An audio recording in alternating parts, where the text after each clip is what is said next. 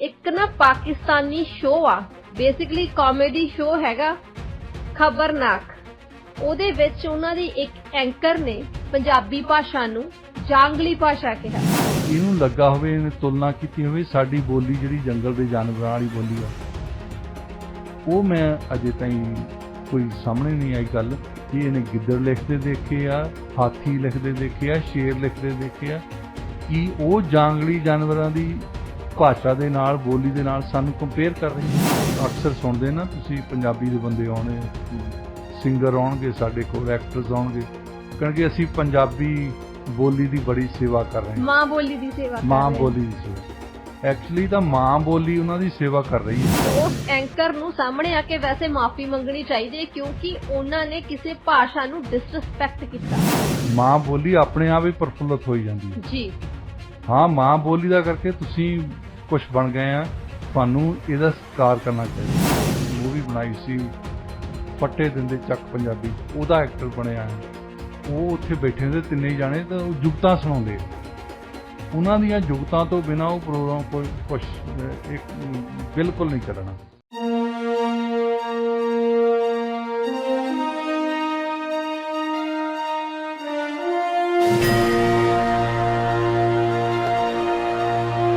Radio India KRPA 1110 AM ਦੇ ਸਰੋਤਿਆਂ ਨੂੰ ਸੁਖਜੀਤ ਮੰਗਟ ਵੱਲੋਂ ਸਤਿ ਸ਼੍ਰੀ ਅਕਾਲ। ਪ੍ਰੋਗਰਾਮ ਪੰਜਾਬੀ ਆਵਾਜ਼ 'ਚ ਤੁਹਾਡਾ ਸਵਾਗਤ ਹੈ। ਇਹ ਪ੍ਰੋਗਰਾਮ ਹਫਤੇ ਦੇ 5 ਦਿਨ ਮੰਡੇ ਟੂ ਫਰਾਈਡੇ ਤੁਹਾਡੇ ਲਈ ਪੇਸ਼ ਕੀਤਾ ਜਾਂਦਾ ਹੈ ਰੇਡੀਓ ਇੰਡੀਆ KRPA 1110 AM ਤੇ। ਦੁਨੀਆ ਭਰ ਸਾਡੇ ਪ੍ਰੋਗਰਾਮਸ ਤੁਸੀਂ ਸੁਣ ਸਕਦੇ ਹੋ radioindia.ca ਤੇ। US ਤੇ ਕੈਨੇਡਾ 'ਚ ਸਾਡੇ ਪ੍ਰੋਗਰਾਮ ਸੁਣੇ ਜਾ ਸਕਦੇ ਆ KRPA 1110 AM ਤੇ। ਸਟੂਡੀਓ ਦਾ ਨੰਬਰ ਹੈ 6045929191 6045929191। ਪ੍ਰੋਗਰਾਮ 'ਚ ਸਵਾਗਤ ਕਰਦੇ ਹਾਂ ਡਾਕਟਰ ਸ਼ਿੰਦਰ ਪੁਰੇਵਾਲ ਦਾ। ਡਾਕਟਰ ਸਾਹਿਬ ਪ੍ਰੋਗਰਾਮ 'ਚ ਤੁਹਾਡਾ ਸਵਾਗਤ ਹੈ ਜੀ। Good morning. Good morning doctor ਸਾਹਿਬ, ਅੱਜ ਆਪਾਂ ਗੱਲਬਾਤ ਦਾ ਸਿਲਸਿਲਾ ਸ਼ੁਰੂ ਕਰਨਾ। ਇੱਕ ਨਾ ਪਾਕਿਸਤਾਨੀ ਸ਼ੋ ਆ बेसिकली कॉमेडी शो हैगा खबरनाक। ਉਹਦੇ ਵਿੱਚ ਉਹਨਾਂ ਦੀ ਇੱਕ ਐਂਕਰ ਨੇ ਪੰਜਾਬੀ ਭਾਸ਼ਾ ਨੂੰ ਜਾਂਗਲੀ ਭਾਸ਼ਾ ਕਿਹਾ। ਇੱਕ ਵਾਰੀ ਨਹੀਂ ਸਗੋਂ 3 ਵਾਰੀ ਕਿਹਾ। ਤੇ ਉਸ ਸ਼ੋਅ ਦੇ ਵਿੱਚ ਉਸ ਵਕਤ ਕਿਸੇ ਪੰਜਾਬੀ ਮੂਵੀ ਦੀ ਪ੍ਰਮੋਸ਼ਨ ਦੇ ਲਈ ਸਟਾਰ ਕਾਸਟ ਗਈ ਹੋਈ ਸੀ। ਕਿਸੇ ਨੇ ਵੀ ਸਵਾਲ ਤੱਕ ਨਹੀਂ ਉਠਾਇਆ। ਕੀ ਕਹਿਣਾ ਚਾਹੋਗੇ ਤੁਸੀਂ? ਦੇਖੋ, ਇਹ ਜਿਹੜੇ ਸਾਡੇ ਲਹਿੰਦੇ ਪੰਜਾਬ ਦੇ ਵਿੱਚ ਨਾ, ਇਹਨਾਂ ਦੇ ਆਪਣੇ ਸ਼ੋਅ ਟੀਵੀ ਸ਼ੋਅ ਕਾਫੀ ਆ। ਇਹਨਾਂ 'ਚੋਂ ਖਬਰਨਾਕ ਵੀ ਇੱਕ ਹੈ, ਮਜ਼ਾਕ ਰਾਤ ਇੱਕ ਹੈ, ਹਸਬੇ ਹਾਲ। ਇਹਨਾਂ ਦੇ ਵਿੱਚ ਕੀ ਕਰਦੇ ਕਿ ਇੱਕ ਐਂਕਰ ਜਿਹੜੇ ਆ, ਜਾਂ ਕਈਆਂ ਦੇ ਮਰਦ ਤੇ ਔਰਤ ਬੈਠੇ ਹੁੰਦੇ ਆ, ਜਾਂ ਇਕੱਲਾ ਹੀ ਮਰਦ ਬੈਠਾ ਹੁੰਦਾ। ਉਹ ਐਂਕਰ ਤਕਰੀਬਨ ਉਰਦੂ ਬੋਲਦਾ, ਤਾਂ ਉਹਨਾਂ ਦੇ ਨਾਲ ਉਹਨੇ ਕੁਛ ਬੰਦੇ ਰੱਖੇ ਆ ਪੰਜਾਬੀ ਦੇ ਕਲਾਕਾਰ, ਜਿਹੜੇ ਜੁਗਤਾਂ ਸੁਣਾਉਂਦੇ ਆ। ਬੈਠੇ ਜਿਹੜੇ ਤੁਹਾਡੇ ਗੈਸਟ ਵੀ ਆਉਣ ਜਾਂ ਵੈਸੇ ਵੀ ਗੱਲ ਕਰਦੇ ਆ ਤਾਂ ਪੰਜਾਬੀ ਦੇ ਵਿੱਚ ਜੁਗਤ ਸੁਣਾਉਂਦੇ ਆ। ਖਾਸ ਤੌਰ ਤੇ ਜਿੱਦਾਂ ਮਜ਼ਾਕ ਰਾਤ ਦੇ ਵਿੱਚ ਆ, ਉਹਨਾਂ ਦੇ ਬਹੁਤ ਤਕੜੇ ਕਲਾਕਾਰ ਰੱਖੇ ਉਹਨਾਂ ਨੇ ਪੰਜਾਬੀ ਦੇ ਵੀ। ਉਹ ਫਿਲਮਾਂ ਦੇ ਵਿੱਚ ਵੀ ਕੰਮ ਕਰਦੇ ਆ ਤੇ ਉਹ ਬੜੀ ਆਲਾ ਕਿਸਮ ਦੀ ਕਾਮੇਡੀ ਕਰਦੇ ਆ। ਪਰ ਇਹਦੇ ਵਿੱਚ ਜਿਹੜਾ ਪ੍ਰੋਗਰਾਮ ਮੈਂ ਦੇਖ ਰਿਹਾ ਸੀ, ਉਹਦੇ ਵਿੱਚ ਉਹਨਾਂ ਨੇ ਲੜਕੀ ਨੇ 2 ਬੰਦੇ ਸੱਦੇ ਜਿਹੜੇ ਪੰਜਾਬੀ ਫਿਲਮ ਬਣਾਈ। ਉਹਨਾਂ ਨੇ ਪੰਜਾਬੀ ਫਿਲਮ ਦੀ ਉਹ ਐਡ ਕਰਨ ਆਏ ਸੀ, ਪ੍ਰਮੋਸ਼ਨ ਕਰਨ ਆਏ ਸੀ, ਤੇ ਉਹ ਪੰਜਾਬੀ ਭਾਸ਼ਾ ਨੂੰ, ਪੰਜਾਬੀ ਬੋਲੀ ਨੂੰ ਉਹ ਜਾਂਗਲੀ ਬੋਲੀ ਬੋਲ ਰਹੀ ਹੈ। ਔਰ 3 ਵਾਰੀ ਬੋਲੀ, ਉਹ ਹੱਸ ਕੇ ਬੋਲਦੀ ਹੈ।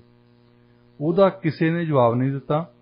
ਪਹਿਲੀ ਗੱਲ ਤਾਂ ਜਿਹੜੇ ਬੰਦੇ ਆਏ ਆ ਉਹਨਾਂ ਨੂੰ ਇਹ ਸੋਚਣਾ ਚਾਹੀਦਾ ਕਿ ਜਿਸ ਭਾਸ਼ਾ ਦਾ, ਜਿਸ ਬੋਲੀ ਦਾ ਕਰਕੇ ਉਹ ਅਕਸਰ ਸੁਣਦੇ ਨਾ ਤੁਸੀਂ, ਪੰਜਾਬੀ ਦੇ ਬੰਦੇ ਆਉਣੇ, ਸਿੰਗਰ ਆਉਣਗੇ ਸਾਡੇ ਕੋਲ, ਐਕਟਰਸ ਆਉਣਗੇ, ਕਿਉਂਕਿ ਅਸੀਂ ਪੰਜਾਬੀ ਬੋਲੀ ਦੀ ਬੜੀ ਸੇਵਾ ਕਰ ਰਹੇ ਹਾਂ। ਮਾਂ ਬੋਲੀ ਦੀ ਸੇਵਾ ਐਕਚੁਅਲੀ ਤਾਂ ਮਾਂ ਬੋਲੀ ਉਹਨਾਂ ਦੀ ਸੇਵਾ ਕਰ ਰਹੀ ਹੈ ਜੀ, ਕਿਉਂਕਿ ਮਾਂ ਬੋਲੀ ਦਾ ਕਰਕੇ ਉਹ ਪੈਸੇ ਬਣਾ ਰਹੇ ਆ, ਕੋਠੀਆਂ ਬਣਾਈਆਂ ਉਹਨਾਂ ਨੇ, ਕਾਰਾਂ ਲਈਆਂ ਆ, ਜੋ ਵੀ ਬਿਜ਼ਨਸ ਬਣਾਇਆ ਉਹਨਾਂ ਨੇ ਮਾਂ ਬੋਲੀ ਦੇ ਸਿਰ ਤੇ ਬਣਾਇਆ। ਹਾਂਜੀ, ਮਾਂ ਬੋਲੀ ਦੀ ਸੇਵਾ ਕਰਨ ਦੀ ਲੋੜ ਨਹੀਂ ਆ।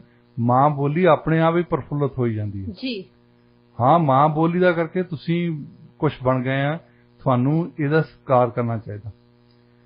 ਤੇ ਉਹਨਾਂ ਨੇ ਕਿਉਂ ਨਹੀਂ ਕੀਤਾ, ਮੈਂ ਇਹਦੇ ਵਿੱਚ ਜਾਣਾ ਨਹੀਂ ਚਾਹੁੰਦਾ, ਉਹਨਾਂ ਨੇ ਡਿਫੈਂਡ ਕਿਉਂ ਨਹੀਂ ਕੀਤਾ।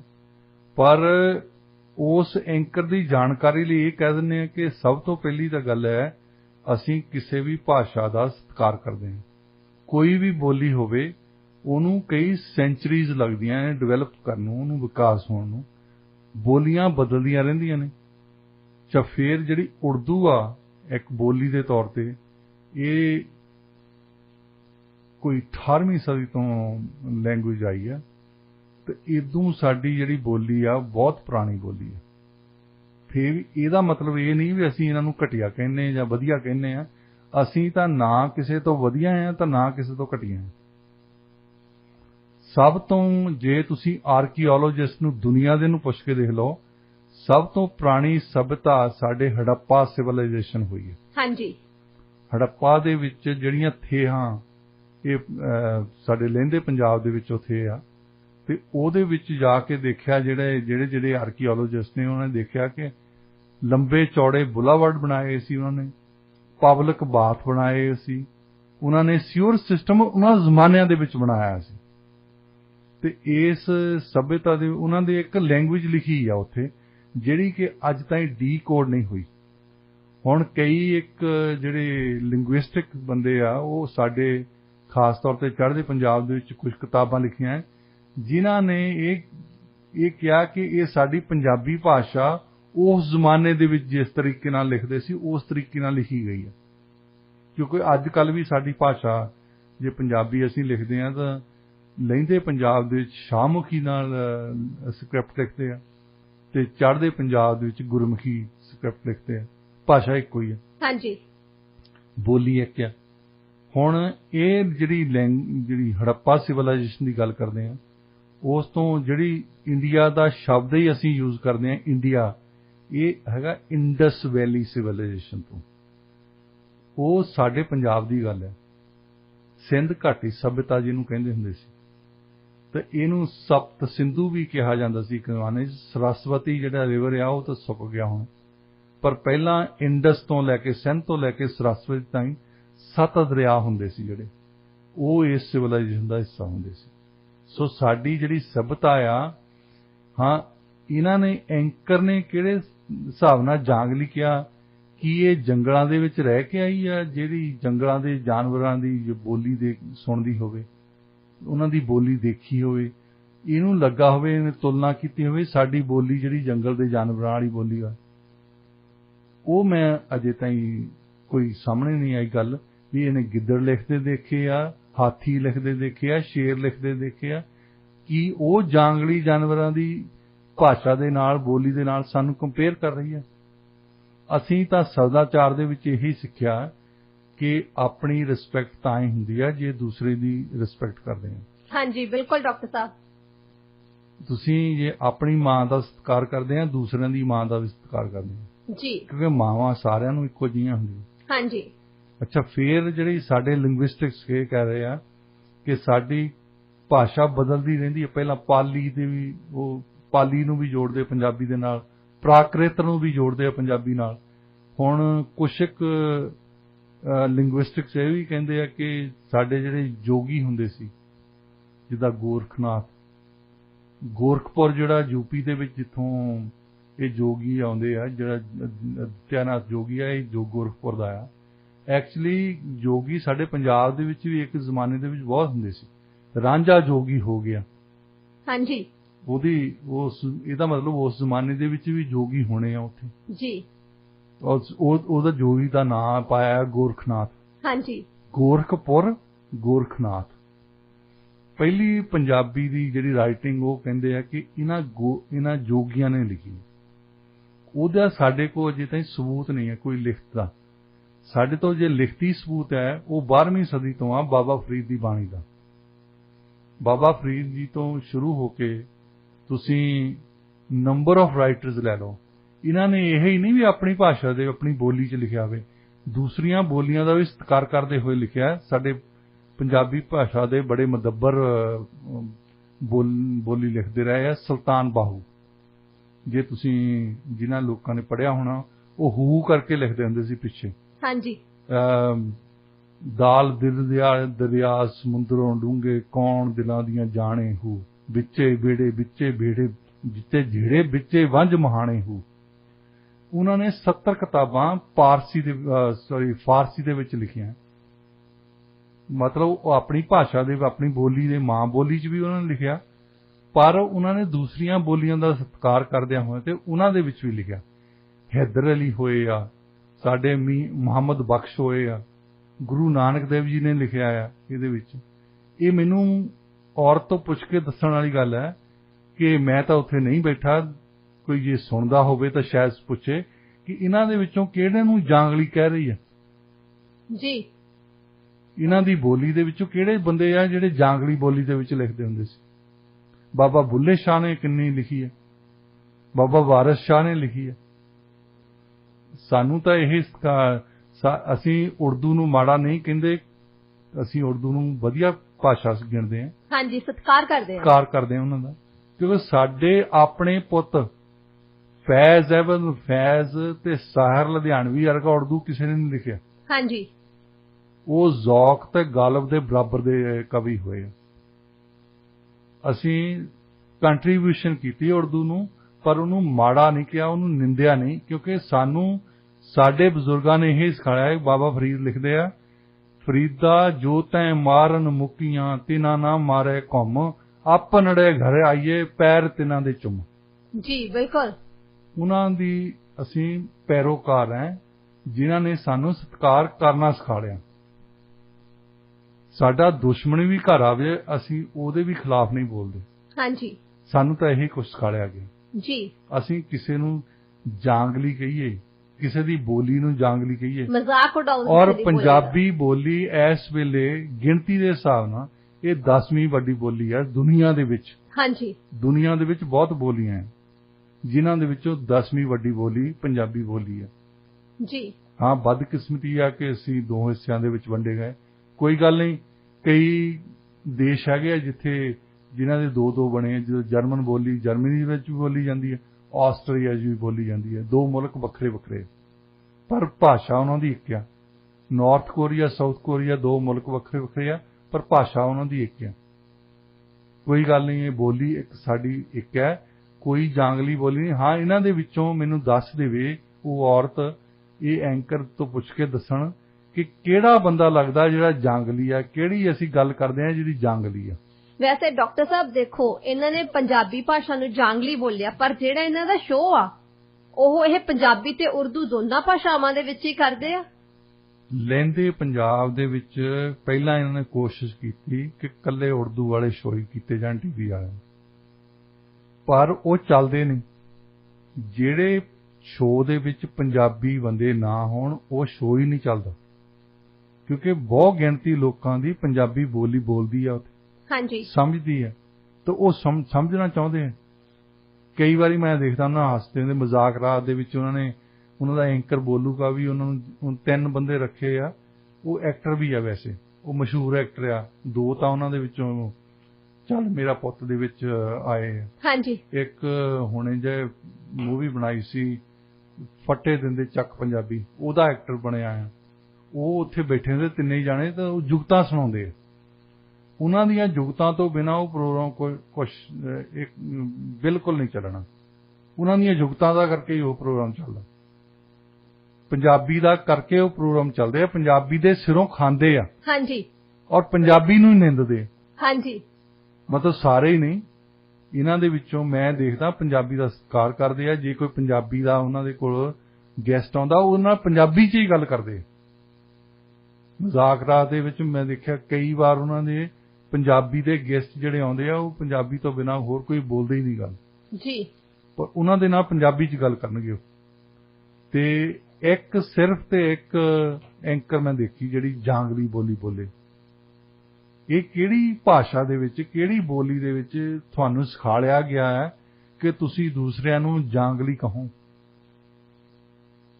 ਅਸੀਂ ਤਾਂ ਨਹੀਂ ਸਿੱਖਿਆ ਜੀ, ਨਾ ਸਾਡੇ ਬਜ਼ੁਰਗਾਂ ਨੇ ਸਿਖਾਇਆ, ਨਾ ਅਸੀਂ ਸਿੱਖਿਆ ਕਿ ਕਿਸੇ ਵੀ ਬੋਲੀ ਦੇ ਪੈਰੋਕਾਰਾਂ ਨੂੰ, ਕਿਸੇ ਵੀ ਬੋਲੀ ਨੂੰ ਬੋਲਣ ਵਾਲਿਆਂ ਨੂੰ, ਲਿਖਣ ਵਾਲਿਆਂ ਨੂੰ ਅਸੀਂ ਜਾਂਗਲੀ ਕਹੀਏ, ਕਿਉਂਕਿ ਅਸੀਂ ਤਾਂ ਸਤਿਕਾਰ ਕਰਦੇ ਹਾਂ। ਸਾਨੂੰ ਪਤਾ ਹੈ ਕਿ ਜਿਸ ਤਰੀਕੇ ਨਾਲ ਸਾਡੇ ਸਾਹਿਤਕਾਰਾਂ ਨੇ ਉਹ ਚੀਜ਼ਾਂ ਗੁੰਦੀਆਂ, ਜਿੱਦਾਂ ਬਾਬਾ ਵਾਰਿਸ ਸ਼ਾਹ ਦਾ ਅਸੀਂ ਹੀਰ ਪੜ੍ਹਦੇ ਹਾਂ। ਹੁਣ 18ਵੀਂ ਸਦੀ ਦੇ ਵਿੱਚ ਕੈਮਰੇ ਤਾਂ ਹੁੰਦੇ ਨਹੀਂ, ਹਾਂਜੀ, ਫੋਟੋਆਂ ਤਾਂ ਹੈ ਨਹੀਂ। ਹੁਣ ਲੋਕੀ ਤਾਂ ਦੇਖਦੇ ਕਿ ਨਾ ਹੀਰ ਰਾਂਝਾ ਦੀ ਸਟੋਰੀ ਆ, ਇਹਨੂੰ ਇਦਾਂ ਦੇਖਣਾ ਚਾਹੀਦਾ ਹੀਰ ਰਾਂਝੇ ਦਾ ਝੋਲਾ ਆ ਉਹ, ਪਰ ਉਹਦੇ ਵਿੱਚ ਪਾਇਆ ਹੈ ਕੀ ਆ। ਤੁਸੀਂ ਦੇਖੋ ਉਹਦੇ ਵਿੱਚ ਕੀ ਪਾਇਆ ਕਿ ਪੰਜਾਬ ਉਹਨਾਂ ਨੇ ਇਦਾਂ ਡਿਸਕ੍ਰਾਈਬ ਕੀਤਾ ਕਿ ਪੰਜਾਬੀ ਲੋਕ ਖਾਣਾ ਕੀ ਖਾਂਦੇ ਸੀ, ਪਾਉਂਦੇ ਕੀ ਸੀ, ਇੱਕ ਦੂਜੇ ਨਾਲ ਰਿਸ਼ਤੇ ਕੀ ਸੀ, ਆਮ ਸਧਾਰਨ ਲੋਕਾਂ ਦੇ। ਹਾਂਜੀ, ਉਹਨਾਂ ਨੇ ਐਸੇ ਤਰੀਕੇ ਨਾਲ ਪੰਜਾਬ ਨੂੰ ਡਿਸਕ੍ਰਾਈਬ ਕੀਤਾ ਆ। ਹਾਂ, ਕੁਛ ਕਲੋਚਕਾਂ ਨੂੰ ਪਤਾ ਹੀ ਇੰਨਾ ਕਿਹਾ ਕਿ ਉਹ ਝੋਲੇ ਬਾਰੇ ਗੱਲਾਂ ਕਰੀ ਜਾਂਦੇ, ਹੀਰ ਰਾਂਝੇ ਬਾਰੇ ਗੱਲਾਂ ਕਰੀ ਜਾਂਦੇ। ਠੀਕ ਹੈ, ਇਹ ਤਾਂ ਦੋ ਪਾਤਰ ਸੀ ਨਾ, ਇਹਨਾਂ ਦੇ ਵਿੱਚ ਇੱਕ ਝੋਲਾ ਬਣਾ ਕੇ ਉਹਨਾਂ ਨੇ ਬਹੁਤ ਕੁਝ ਪਾਇਆ ਉਹਦੇ ਵਿੱਚ। ਇਸੇ ਤਰ੍ਹਾਂ ਅਸੀਂ ਜਦੋਂ ਪੜ੍ਹਦੇ ਹਾਂ ਸਾਡੇ ਪੁਰਾਣੇ ਰਾਈਟਰਸ ਨੂੰ, ਸਾਨੂੰ ਪਤਾ ਲੱਗਦਾ ਕਿ ਉਹ ਕਿਹੜੇ ਸ਼ਬਦ ਵਰਤਦੇ ਸੀ, ਕਿਹੜੀ ਚੀਜ਼ ਨੂੰ ਕੀ ਕਹਿੰਦੇ ਸੀ। ਡਾਕਟਰ ਸਾਹਿਬ ਇਸ ਤਰੀਕੇ ਦੇ ਨਾਲ ਉਹਨਾਂ ਨੇ ਕਲਮਬੱਧ ਕੀਤਾ ਹਰ ਇੱਕ ਚੀਜ਼ ਨੂੰ ਕਿ ਸਾਡੇ ਸਾਹਮਣੇ ਪਿਕਚਰ ਆਪਣੇ ਆਪ ਆ ਜਾਂਦੀ ਆ। ਜਿਵੇਂ ਤੁਸੀਂ ਮੈਂਸ਼ਨ ਕੀਤਾ ਕਿ ਉਸ ਸਮੇਂ ਕੈਮਰੇ ਨਹੀਂ ਸੀ ਜਾਂ ਫੋਟੋਆਂ ਨਹੀਂ ਹੈਗੀਆਂ, ਪਰ ਜਦੋਂ ਤੁਸੀਂ ਉਸ ਚੀਜ਼ ਨੂੰ ਰੀਡ ਕਰਦੇ ਹੋ ਨਾ, ਤੁਹਾਡੇ ਸਾਹਮਣੇ ਵਿਜ਼ੂਅਲਸ ਆਪਣੇ ਆਪ ਆਉਣੇ ਸ਼ੁਰੂ ਹੋ ਜਾਂਦੇ ਨੇ ਵੀ ਇੰਨੇ ਵਧੀਆ ਤਰੀਕੇ ਦੇ ਨਾਲ ਲਿਖਿਆ ਗਿਆ। ਦੇਖੋ, ਉਹਨਾਂ ਬੰਦਿਆਂ ਨੂੰ ਜਾਂਗਲੀ ਕਹਿਣਾ, ਤੁਸੀਂ ਮੁਹੰਮਦ ਬਖਸ਼ ਨੂੰ ਪੜ੍ਹ ਕੇ ਦੇਖੋ, ਤਕਰੀਬਨ ਪੰਜਾਬੀ ਦੀਆਂ ਅੱਧੀਆਂ ਕਹਾਵਤਾਂ ਉਹਨਾਂ ਦੀਆਂ ਰਾਈਟਿੰਗ ਦੇ ਵਿੱਚੋਂ, ਜਿਹੜੀਆਂ ਗੱਲਾਂ ਅਸੀਂ ਕਰਦੇ ਹਾਂ ਉਹਨਾਂ ਨੇ ਲਿਖੀਆਂ ਆ।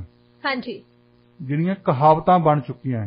ਯੂਪੀ 'ਚ ਜਾਓ, ਭਗਤ ਕਬੀਰ ਨੇ ਜੋ ਕੁਝ ਲਿਖਿਆ ਉਹਦੀਆਂ ਅੱਧੀਆਂ ਕਹਾਵਤਾਂ ਬਣੀਆਂ। ਲੋਕੀ ਅਖਾਣ ਪਾਉਂਦੇ ਆ, ਸਾਡੇ ਪੰਜਾਬੀ ਵਿੱਚ ਅਖਾਣ ਪਾਉਂਦੇ ਆ, ਉਹ ਮੁਹੰਮਦ ਬਖਸ਼ ਨੇ ਲਿਖੇ ਹੋਏ ਨੇ ਜੀ। ਤੇ ਸਾਨੂੰ ਜਾਂਗਲੀ ਕਹਿਣਾ, ਇਹ ਕੋਈ ਜਾਂਗਲੀ ਏਦਾਂ ਕਹਿ ਸਕਦਾ ਸਾਨੂੰ ਜੀ? ਜਿਹੜਾ ਆਪ ਸਿਵਲਾਈਜ਼ਡ ਹੋਵੇ ਨਾ, ਜਿਹੜਾ ਆਪ ਸੱਭਿਅਕ ਹੋਵੇ, ਜਿਹਨੂੰ ਸਦਾਚਾਰ ਪਤਾ ਹੋਵੇ। ਸਭਿਅਤਾ ਦਾ ਮਤਲਬ ਕੀ ਹੁੰਦਾ ਹੈ? ਸਭਿਅਤਾ ਦਾ ਮਤਲਬ ਹੁੰਦਾ ਹੈ ਸਦਾਚਾਰ ਆਉਣਾ ਚਾਹੀਦਾ ਸਾਨੂੰ। ਸਦਾਚਾਰ ਇਹੀ ਆ ਕਿ ਤੁਸੀਂ ਆਪਣੀ ਮਾਂ ਦਾ ਸਤਿਕਾਰ ਕਰੋ ਔਰ ਦੂਸਰੀਆਂ ਮਾਵਾਂ ਦਾ ਵੀ ਸਤਿਕਾਰ ਕਰੋ ਜੀ। ਉਸ ਐਂਕਰ ਨੂੰ ਸਾਹਮਣੇ ਆ ਕੇ ਵੈਸੇ ਮਾਫੀ ਮੰਗਣੀ ਚਾਹੀਦੀ ਹੈ ਕਿਉਂਕਿ ਉਹਨਾਂ ਨੇ ਕਿਸੇ ਭਾਸ਼ਾ ਨੂੰ ਡਿਸਰਿਸਪੈਕਟ ਕੀਤਾ। ਵੱਡੀ ਗੱਲ ਇਹ ਆ ਕਿ ਸਾਨੂੰ ਇਹ ਤੋਂ ਸਿੱਖਣਾ ਚਾਹੀਦਾ ਕਿ ਦੇਖੋ, ਦੂਸਰੀਆਂ ਭਾਸ਼ਾ ਬੋਲਣ ਵਾਲੇ ਜਿਹੜੇ ਆਪਣੇ ਆਪ ਨੂੰ ਸਾਡੇ ਤੇ ਠੋਸਣਾ ਚਾਹੁੰਦੇ, ਆਲਾ ਦੁਆਲਾ ਦੇਖ ਲਓ, ਸ੍ਰੀਲੰਕਾ ਦੇ ਵਿੱਚ ਭਾਸ਼ਾ ਨੇ ਅੱਗ ਲਾਈ ਹੈ। ਹਾਂਜੀ, ਪਾਕਿਸਤਾਨ ਦੇ ਵਿੱਚ ਉਹਨਾਂ ਨੂੰ ਇਹ ਪਤਾ ਹੋਣਾ ਚਾਹੀਦਾ, ਬੰਗਲਾਦੇਸ਼ ਉਹਨਾਂ ਦੇ ਹੱਥੋਂ ਗਿਆ, ਕੇਸ ਕਰਕੇ ਗਿਆ, ਭਾਸ਼ਾ ਕਰਕੇ ਜੀ। ਜਿਹੜੀ ਬੋਲੀ ਆ ਨਾ, ਇਹਨੇ ਕਈ ਮੁਲਕ ਤੜਾ ਕੇ ਰੱਖ ਦਿੱਤੇ, ਅੱਗਾਂ ਲਾਈਆਂ। ਤੇ ਇਹ ਸਾਨੂੰ ਸਾਰਿਆਂ ਨੂੰ ਇੱਕ ਦੂਸਰੇ ਦਾ ਕਿਹਦਾ ਕੀ ਮਜ਼ਹਬ ਆ, ਕਿਹੜਾ ਕੀ ਬੋਲੀ ਬੋਲਦਾ, ਕਿਹੜਾ ਕਿਹੜੇ ਇਲਾਕੇ ਦੇ ਵਿੱਚ ਰਹਿੰਦਾ ਆ, ਉਹਦਾ ਸਤਿਕਾਰ ਕਰਨਾ ਸਿਖਾਇਆ ਜਾਂਦਾ। ਹਾਂਜੀ ਡਾਕਟਰ ਸਾਹਿਬ, ਸਤਿਕਾਰ ਕਰਨਾ ਵੀ ਚਾਹੀਦਾ। ਦੇਖੋ, ਇਹ ਇੱਕ ਸ਼ੋਅ ਪੇਸ਼ ਕਰਦੇ ਆ, ਉਸ ਸ਼ੋਅ ਨੂੰ ਕਿੰਨੇ ਲੋਕ ਦੇਖਦੇ ਆ। ਹੁਣ ਜੇ ਤੁਸੀਂ ਆਪਣੇ ਸ਼ੋਅ ਦੇ ਰਾਹੀਂ ਇਹੋ ਜਿਹੀ ਭਾਸ਼ਾ ਦੀ ਵਰਤੋਂ ਕਰੋਗੇ ਤਾਂ ਤੁਸੀਂ ਕੀ ਮੈਸੇਜ ਦੇ ਰਹੇ? ਤੁਹਾਡੇ ਸ਼ੋਅ ਦਾ ਮਕਸਦ ਕੀ ਆ ਫਿਰ? ਦੇਖੋ, ਇਹ ਸਾਡੀ ਤਰਾਸਦੀ ਵੀ ਰਹੀ ਹੈ ਕਿ ਸਾਡੀ ਜਿਹੜੀ ਭਾਸ਼ਾ ਆ ਨਾ, ਸਾਡੀ ਬੋਲੀ ਆ, ਉਹ ਕਦੇ ਰੂਲਿੰਗ ਕਲਾਸ ਦੀ ਬੋਲੀ ਨਹੀਂ ਬਣੀ। ਇਹ ਸਾਡੀ ਆਵਾਮ ਦੀ ਬੋਲੀ ਹੈ। ਪੰਜਾਬੀ ਨੂੰ ਈਵਨ ਜਦੋਂ ਮਹਾਰਾਜਾ ਰਣਜੀਤ ਸਿੰਘ ਉਹਨਾਂ ਨੇ ਆਪਣਾ ਸਰਕਾਰ-ਏ ਖਾਲਸਾ ਬਣਾਈ ਸੀ, ਉਹਨਾਂ ਨੇ ਫਾਰਸੀ ਬੋਲੀ ਉਸ ਜ਼ਮਾਨੇ ਦੇ ਵਿੱਚ ਪ੍ਰਚਲਿਤ ਸੀ ਕਿ ਫਾਰਸੀ ਬੋਲੀ ਨੂੰ ਆਫੀਸ਼ੀਅਲ ਬੋਲੀ ਬਣਾਇਆ ਸੀ। ਉਹਨਾਂ ਦੇ ਵੀ ਦਰਬਾਰ ਦੇ ਵਿੱਚ ਸਾਰੇ ਦਰਬਾਰੀ ਪੰਜਾਬੀ ਬੋਲਦੇ ਸੀ। ਜਿਹੜੀਆਂ ਉਹ ਰਿਕਾਰਡ ਕਰਦਾ, ਉਹਨਾਂ ਦਾ ਬੈਠਾ ਉੱਥੇ ਕਰੋਨਾਕਾਲ ਕਰਦਾ ਨਾ ਸਾਰਾ, ਉਹਦੇ ਵਿੱਚੋਂ ਸਾਰੀਆਂ ਗੱਲਾਂ ਪੇਸ਼ ਆਉਂਦੀਆਂ ਕਿ ਉਹਨਾਂ ਦੇ ਦਰਬਾਰ ਦੇ ਵਿੱਚ ਉਹ ਸਾਰੇ ਪੰਜਾਬੀ ਬੋਲਦੇ ਆ, ਪਰ ਲਿਖਾ ਪੜ੍ਹੀ ਜਿਹੜੀ ਕਰਦੇ ਸੀ ਉਹ ਫਾਰਸੀ ਦੇ ਵਿੱਚ ਕਰਦੇ ਸੀ। ਫਾਰਸੀ ਵਾਲੇ ਉਹਨਾਂ ਨੇ ਬੰਦੇ ਰੱਖੇ ਸੀ, ਫਾਰਸੀ ਦੇ ਵਿੱਚ ਹੀ ਸਭ ਕੁਝ ਸ਼ਬਦਾਂ ਸੀ। ਪਰ ਜਿਹੜੀ ਗੱਲ ਸੀਗੀ ਕਿ ਡੇਲੀ ਬੋਲੀ ਦੀ ਹੈ ਨਾ, ਇਸ ਕਰਕੇ ਸਾਡੇ ਅੱਜ ਤਾਈਂ ਇੱਕ ਬੰਦਾ ਲਹਿੰਦੇ ਪੰਜਾਬ 'ਚ ਇਹਨੂੰ ਇੰਟਰਵਿਊ ਕਰਨ ਲੱਗੇ ਸੀ। ਉਹ ਬੰਦੇ ਨੇ ਬੜੀ ਵਧੀਆ ਗੱਲ ਕਹਿੰਦੇ, ਉਹ ਕਹਿੰਦਾ ਕਿ ਸਾਡੀ ਤਰਾਸਦੀ ਇਹ ਹੈ ਕਿ ਅਸੀਂ ਇਹਨੂੰ ਅਨਪੜ੍ਹਾਂ ਦੀ, ਇਹਨੂੰ ਜਾਲਾਂ ਦੀ ਬੋਲੀ ਬਣਾਇਆ ਹੈ ਜਾਣ ਬੁੱਝ ਕੇ ਲੋਕਾਂ ਨੇ, ਕਿ ਜਿਹੜਾ ਥੋੜਾ ਜਿਹਾ ਪੰਜਾਬੀ ਪੜ੍ਹ ਜਾਂਦਾ ਨਾ, ਉਹ ਉਰਦੂ ਬੋਲਣਾ ਪੈਂਦਾ, ਜਿਹੜਾ ਜ਼ਿਆਦਾ ਪੜ੍ਹ ਜਾਂਦਾ ਉਹ ਅੰਗਰੇਜ਼ੀ ਬੋਲਣਾ ਪੈਂਦਾ। ਹਾਂਜੀ, ਸਾਡੇ ਵੀ ਇਦਾਂ ਹੀ ਆ। ਸਾਡੇ ਚੜ੍ਹਦੇ ਪੰਜਾਬ 'ਚ ਜਿਹੜਾ ਥੋੜਾ ਜਿਹਾ ਪੜ ਜਾਂਦਾ ਉਹ ਹਿੰਦੀ ਬੋਲਣ ਲੱਗ ਪੈਂਦਾ, ਜਿਹੜਾ ਜ਼ਿਆਦਾ ਪੜ ਜਾਂਦਾ ਉਹ ਅੰਗਰੇਜ਼ੀ ਬੋਲਣ ਲੱਗ ਜਾਂਦਾ। ਹਾਂਜੀ, ਇਹਨੂੰ ਪੜ੍ਹਾਈ ਦੇ ਨਾਲ ਇੱਕ ਬੋਲੀ ਨੂੰ ਨਾ ਜੋੜੋ, ਪੜ੍ਹਾਈ ਦੇ ਨਾਲ ਹੀ। ਤੁਸੀਂ ਆਇਨਸਟਾਈਨ ਨੂੰ ਬਾਰੇ ਸੁਣਿਆ ਹੋਣਾ, ਦੁਨੀਆ ਦੇ 20ਵੀਂ ਸਦੀ ਦਾ ਜੇ ਕੋਈ ਮਹਾਨ ਸਾਇੰਟਿਸਟ ਹੋਇਆ ਤਾਂ ਆਇਨਸਟਾਈਨ ਜੀ। ਸਾਰੀ ਰਾਈਟਿੰਗ ਉਹਨਾਂ ਦੀ ਜਰਮਨ ਭਾਸ਼ਾ ਸੀ, ਕਿਉਂਕਿ ਉਹ ਜਰਮਨੀ ਦੇ ਜੰਮੇ ਪਲੇ। ਹਾਂਜੀ, ਜਰਮਨ ਭਾਸ਼ਾ ਦੇ ਵਿੱਚ ਹੀ ਬੋਲਦੇ ਹੁੰਦੇ ਸੀ। ਉਹ ਕਹਿੰਦੇ ਹੁੰਦੇ ਸੀ ਕਿ ਮੈਨੂੰ ਫਿਜ਼ਿਕਸ ਤਾਂ ਪੂਰੀ ਆਉਂਦੀ ਆ, ਪਰ ਮੈਨੂੰ ਅੰਗਰੇਜ਼ੀ ਨਹੀਂ ਆਉਂਦੀ।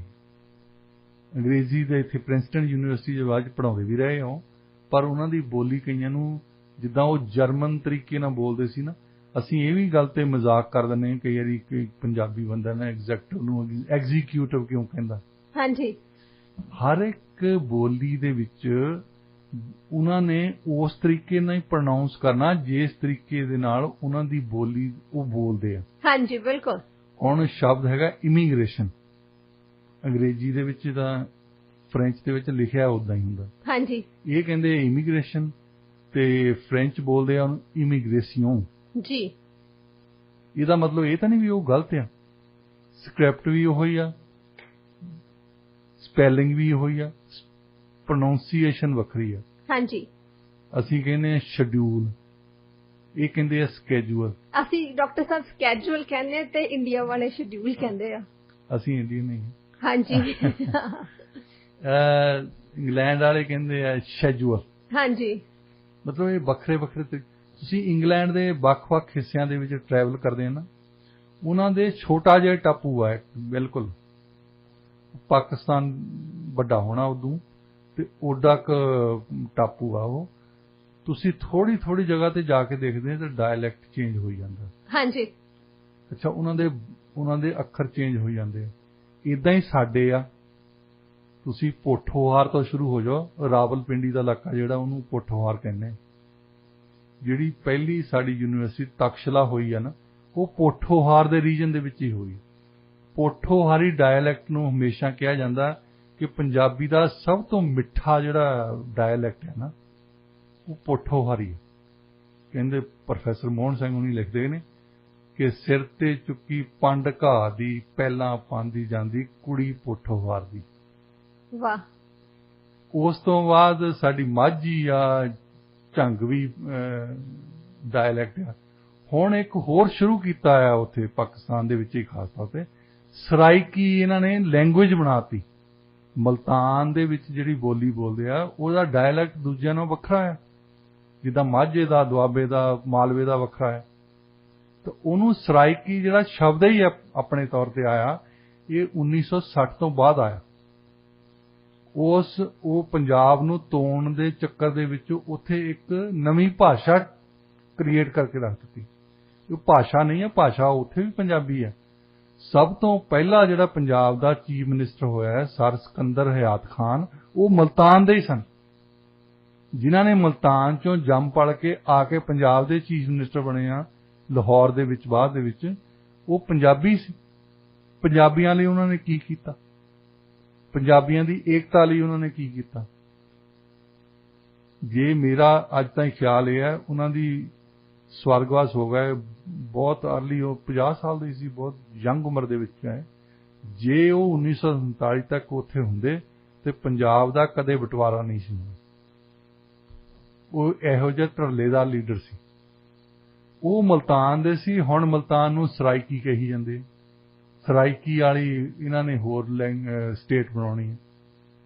ਹਾਂ, ਪੰਜਾਬੀ ਅਸੀਂ ਮੰਨਦੇ ਹਾਂ। ਬਾਕੀ ਇੰਗਲੈਂਡ ਨੂੰ ਜਾ ਕੇ ਦੇਖ ਲਓ, ਅਮਰੀਕਾ ਜਾ ਕੇ ਦੇਖ ਲਓ, ਕੈਨੇਡਾ ਜਾ ਕੇ ਦੇਖ ਲਓ, ਹਰ ਇੱਕ ਜਗ੍ਹਾ ਤੇ ਆਪਣੇ ਆਪਣੇ ਖੇਤਰ ਦੇ ਵਿੱਚ ਡਾਇਲੈਕਟ ਹੁੰਦਾ ਹੈ। ਹਾਂਜੀ, ਉਹ ਡਾਇਲੈਕਟ ਦੇ ਵਿੱਚ ਕੁਝ ਕੁ ਸ਼ਬਦਾਂ ਨੂੰ ਹੋਰ ਤਰੀਕੇ ਨਾਲ ਪ੍ਰੋਨਾਉਂਸ ਕਰਦੇ। ਇਹ ਜ਼ਰੂਰੀ ਨਹੀਂ ਕਿ ਉਹ ਵੱਖਰੀ ਬੋਲੀ ਵੱਖਰੀ ਹੈ। ਹੁਣ ਸਾਡੇ ਬਹੁਤੇ ਬੰਦੇ ਜਿਹੜੇ ਗੱਲਾਂ ਕਰਨਗੇ ਕਿ ਮਾਲਵੇ ਦੇ ਵਿੱਚ ਆਹ ਕਹਿੰਦੇ ਆ, ਦੁਆਬੇ ਦੇ ਵਿੱਚ ਆਹ ਕਹਿੰਦੇ ਆ, ਕੋਈ ਗੱਲ ਨਹੀਂ। ਮਾਲਵੇ ਦੇ ਵਿੱਚ ਤੁਸੀਂ ਜਾ ਕੇ ਦੇਖੋ, ਪਟਿਆਲੇ ਕੋਈ ਹੋਰ ਸ਼ਬਦ ਬੋਲਦਾ ਹੈ, ਬਠਿੰਡੇ ਕੋਈ ਹੋਰ ਬੋਲਦਾ। ਹਾਂਜੀ, ਇਹ ਕਦੇ ਸੋਚਿਆ ਤੁਸੀਂ? ਰੋਪੜ ਵਾਲੇ ਕੋਈ ਹੋਰ ਤਰੀਕੇ ਨਾਲ ਕਹਿੰਦੇ ਆ, ਫਿਰੋਜ਼ਪੁਰ ਵਾਲੇ ਤੇ ਫਰੀਦਕੋਟ ਵਾਲੇ ਹੋਰ ਤਰੀਕੇ ਨਾਲ ਬੋਲਦੇ ਆ। ਉੱਥੇ ਇੱਕ ਹੀ ਰੀਜਨ ਦੇ ਵਿੱਚ, ਇੱਕ ਹੀ ਖੇਤਰ ਦੇ ਵਿੱਚ ਵੱਖਰੇ ਵੱਖਰੇ ਡਾਇਲੈਕਟ ਆ। ਸਾਡਾ ਪਿੰਡ ਸਾਡੇ ਨਾਨਕਿਆਂ ਤੋਂ ਕੋਈ 9 ਮੀਲ ਤੇ, ਸਾਡੇ ਪਿੰਡ ਕੁਝ ਸ਼ਬਦ ਹੋਰ ਤਰ੍ਹਾਂ ਬੋਲਦੇ ਆ, ਸਾਡੇ ਨਾਨਕੀ ਕੁਝ ਹੋਰ ਤਰ੍ਹਾਂ ਬੋਲਦੇ ਆ। ਹਾਂਜੀ ਉੱਥੇ ਹੋਰ ਦੇਸ਼ ਬਣਾ ਲਈਏ ਇੱਕ। ਜੀ ਡਾਕਟਰ ਸਾਹਿਬ, ਭਾਸ਼ਾ ਜਿਹੜੀ ਹੈਗੀ ਹੈ ਚੇਂਜ ਹੁੰਦੀ ਰਹਿੰਦੀ ਆ, ਡਾਇਲੈਕਟ ਚੇਂਜ ਹੁੰਦੇ ਰਹਿੰਦੇ ਹੈਗੇ ਆ, ਪਰ ਅਖੀਰ ਦੇ ਵਿੱਚ ਆਪਾਂ ਤਾਂ ਇਹੀ ਕਹਿੰਦੇ ਆ ਕਿ ਹਰ ਇੱਕ ਭਾਸ਼ਾ ਨੂੰ ਸਤਿਕਾਰ ਦੇਣਾ ਚਾਹੀਦਾ, ਹਰ ਇੱਕ ਭਾਸ਼ਾ ਦਾ ਸਤਿਕਾਰ ਕਰਨਾ ਚਾਹੀਦਾ, ਕਿਉਂਕਿ ਜਦੋਂ ਅਸੀਂ ਕਿਸੇ ਵੀ ਭਾਸ਼ਾ ਨੂੰ ਡਿਸਰਿਸਪੈਕਟ ਕਰਦੇ ਆ ਉਸ ਵਕਤ ਸਾਡਾ ਆਪਣਾ ਜਿਹੜਾ ਕਿਰਦਾਰ ਹੈਗਾ ਨਾ ਉਹ ਲੋਕਾਂ ਦੇ ਸਾਹਮਣੇ ਆਉਂਦਾ। ਤੁਸੀਂ ਆਪਣੇ ਆਪ ਨੂੰ ਹੀ ਪੇਸ਼ ਕਰ ਰਹੇ ਕਿ ਅਸੀਂ ਜਾਂਗਲੀ।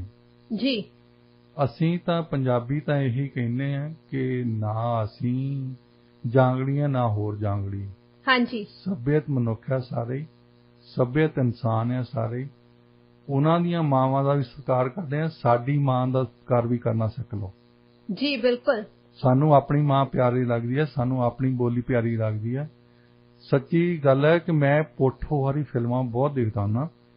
ਇਹ ਇੱਕ ਇਹੋ ਜਿਹਾ ਡਾਇਲੈਕਟ ਹੈ ਪੰਜਾਬੀ ਦੇ ਵਿੱਚ, ਸਾਡੇ ਵੱਖਰੇ ਵੱਖਰੇ ਡਾਇਲੈਕਟ ਹੈ, ਉਹਦੀ ਮਿਠਾਸ ਹੀ ਇੰਨੀ ਆ ਜਿੱਦਾਂ ਬੋਲਦੇ ਆ, ਤੇ ਉਸ ਮਿਠਾਸ ਨੂੰ, ਉਸ ਬੋਲੀ ਨੂੰ ਤੁਸੀਂ ਜਾਂਗਲੀ ਕਹੋ, ਇਹ ਬਰਦਾਸ਼ਤ ਨਹੀਂ ਹੁੰਦਾ।